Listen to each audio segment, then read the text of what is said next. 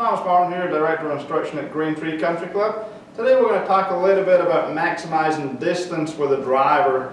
Okay, one of the biggest things that we have to make sure is that we're heading up on the ball. We want our attack angle to be positive, and a lot of that comes from the setup. Before we even get into our setup position, we want to make sure the ball is teed up high enough. If the ball's teed too low, that's going to cause us to get very steep and head down on the ball, and we're going to lose a lot of distance.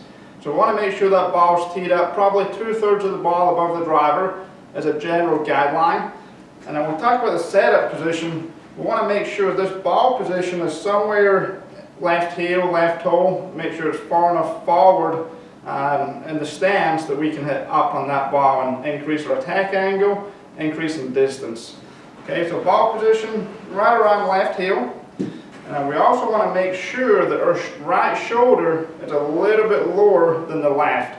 Okay, so if we get the right shoulder a little lower, you can see what that does to the shaft. Now the shaft is pointing upwards, and that's where we want our attack angle to be. We don't want to get this way. If we get this way too much, we're going to be hitting down on that ball, again losing a lot of distance. So ball position inside left heel, right shoulder a little lower than the left.